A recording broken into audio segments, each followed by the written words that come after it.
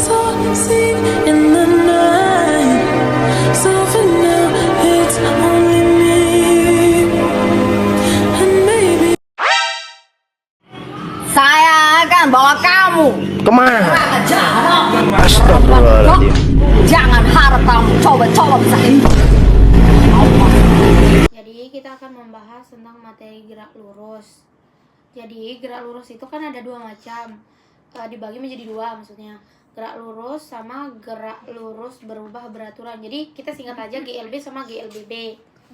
Terus apa sih itu gerak, apa sih itu jarak, dan apa sih itu perpindahan. Jadi gerak adalah perubahan kedudukan suatu benda terhadap titik acuan, sedangkan jarak panjang seluruh lintasan yang ditempuh suatu benda. Kalau perpindahan, perubahan kedudukan awal dan akhir suatu benda.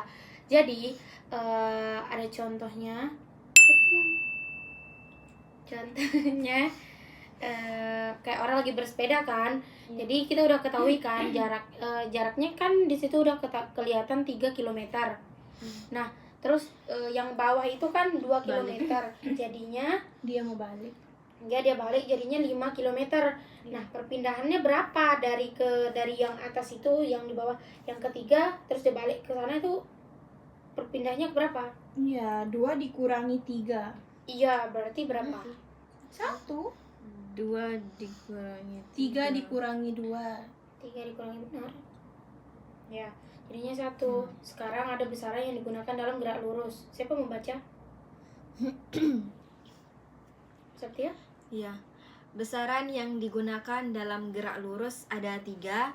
Yang pertama itu ada kelajuan, jarak yang ditempuh setiap satuan waktu. Yang kedua itu ada kecepatan, perpindahan, persatuan waktu. Nah, yang ketiga ada percepatan, perubahan kecepatan terhadap waktu. Terus di sini ada gerak lurus beraturan. Kalian kenapa ya Allah? Mulai dah dari tadi. Cut. Jadi ada gerak lurus beraturan yaitu GLB. Di sini ada gerak lurus beraturan atau GLB. Jadi GLB itu ada gerak benda yang lintasannya lurus dengan kecepatan tetap. Jadi V itu sama dengan konstan, A itu sama dengan 0. Jadi rumusnya itu kalau dia GLB, jadi rumusnya itu V sama dengan S per T. Jadi S itu adalah jarak dan T itu adalah waktu. Kalau V itu kelajuan atau kecepatan, ya. Terus di sini ada grafik gerak lurus beraturan lagi. Jadi di sini tuh kayak grafiknya. Siapa mau jelasin grafiknya? Saya belum paham soalnya. Bentar. Nama coba Grafik kecepatan terhadap waktu V ke T. V min T. Ini anunya rumusnya ini. Oh iya. Rumus Iya, itu. rumus itu. Oh ini rumusnya. Oke, lanjut contoh. Di sini ada contohnya.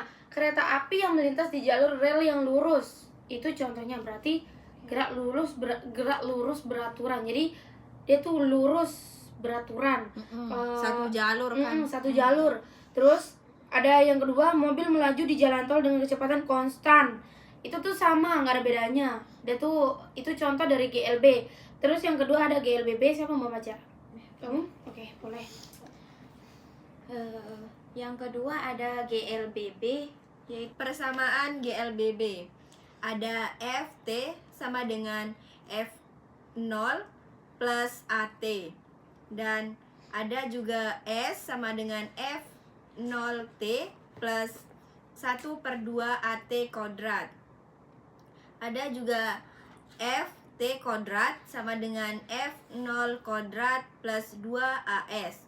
Nah, yang dimana itu FT sama dengan kecepatan akhir M per S.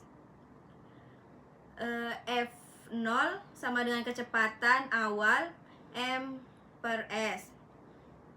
Ada A percepatan M per S kuadrat. T sama dengan waktu S. S sama dengan perpindahan atau M. Jadi saya akan tambahkan yang dimaksud Septia tadi kan dia bilang persamaan GLBB. Jadi yang dia maksud itu kalau misalnya dia ditanya kecepatan akhirnya, jadi rumusnya Ft sama dengan F0 plus AT gitu. Kalau dia dicari S atau perpindahan, rumusnya F0T plus 1/2 AT kuadrat. Terus kalau dia dicari kecepatan akhir kuadrat, kecepatan akhirnya yang kedua itu jadi sama dengan FO0 kuadrat plus 2AS kayak gitu. Terus sekarang kan ada grafik GLBB. Jadi di situ kayak yang kayak tadi tuh, kayak yang grafik gerak lurus. Sekarang kan grafik GLBB seperti itu. Terus sekarang ada contohnya. Contohnya tuh kayak gimana? kayak pesawat lepas landas gitu, sama berkendara di jalan menurun. Oke. Mobil yang berkendara. Iya. Terus di sini ada GLBB. Jadi GLBB juga dibagi menjadi 2. Ada apa aja, Yanti? Besti. Ya, sekarang kamu jelasin GLBB. Jadi kan GLBB kan ada 2. Iya. Terus ada GLBB apa? dipercepat sama GLBB diperlambat. Mm-mm. Terus kan di situ ada gerak vertikal. Jadi apa gerak vertikal itu? Gerak yang disebabkan oleh gaya tarik bumi. Gerak ini memiliki percepatan sebesar G yang dikenal dengan percepatan gravitasi bumi. Contoh gerak vertikal adalah benda yang dilempar vertikal ke atas, benda yang jatuh dari ketinggian tertentu. Berarti kayak misalnya ini nih, dari sini nih, terus kayak begini, kayak gitu. Iya, kayak itu kayak gerak vertikal. Sekarang ada macam-macam gerak vertikal. Jadi apa aja nih? Gerak jatuh bebas Kayak gimana maksudnya? yang dari atas ke bawah, nggak sih? Jadi kayak nggak ada kecepatan awalnya ya, nggak ada kecepatan awal. Jadi semua benda yang jatuh bebas mengalami percepatan yang sama. Percepatan itu disebut sebagai apa, Yanti?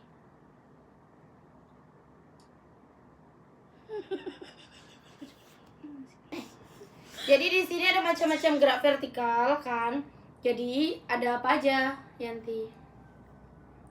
Yang macam-macam gerak vertikal itu ada apa aja? Apa? Macam-macam gerak vertikal itu ke atas. Yang ini apa aja? Satu gerak jatuh bebas. Ya, jadi yang dimaksud gerak jatuh bebas itu kayak gimana? Yang biar kita bisa pahami itu gimana? Seperti kayak apa, jatuh bebas dari atas. Iya, berarti menurut kamu kalau dia jatuh dari sini, jadi di sini ada macam-macam gerak vertikal. Ada apa aja sih gerak vertikal itu macam-macamnya? Gerak jatuh bebas. Yang dimaksud adalah kan yang kayak tadi yang kamu bilang nih, kan dari atas ke bawah. Ada ndak kecepatan awalnya? Menurut kamu? Ada ndak? Kan dari sini nih, kan kalau dari kayak gini kan dia bergerak nih. Ada atau enggak itu kalau dari bawah? Ada. Kalau dari atas kayak begini kan kita di sini kan, dari situ. Ada enggak? Ada. Enggak ada. Enggak ada dia. Enggak ada, soalnya di sini kan dia diam. Kecepatan awalnya. Kayak Kalau gitu. dari atas kan ke bawah dia Jadi dia Balik lagi. dia membutuhkan balik lagi. iya, kayak gitu. Kalau kamu dari satu arah dia itu 0. Iya, gitu. Itu namanya percepatan awal gitu loh. Terus biasanya percepatan itu disebut sebagai percepatan gravitasi bumi. Gerak jatuh bebas adalah gerak vertikal ke bawah dengan kecepatan awal sama dengan 0. Berarti kecepatan awalnya berapa? Kalau dari sini. Kan kalau yang kayak Yanti bilang kan kalau dari atas kan enggak ada. Berarti kalau enggak ada apa? 0. Iya.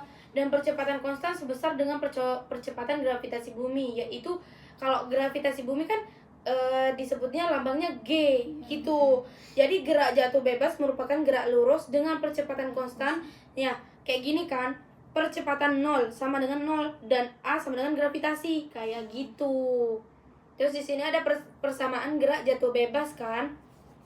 Siapa mau baca? Persamaan Septi. persamaan gerak ini. Iya. Saya dah. Ya boleh. Jadi persamaan gerak jatuh bebas itu bila ruas kiri dan kanan sama-sama dikaitkan dengan 2 kita Kalikan. memperoleh. Dikalikan Oh dengan iya, dua. dikalikan dengan 2 kita memperoleh 2H sama dengan G kali T kuadrat. Sehingga T sama dengan akar 2H per G.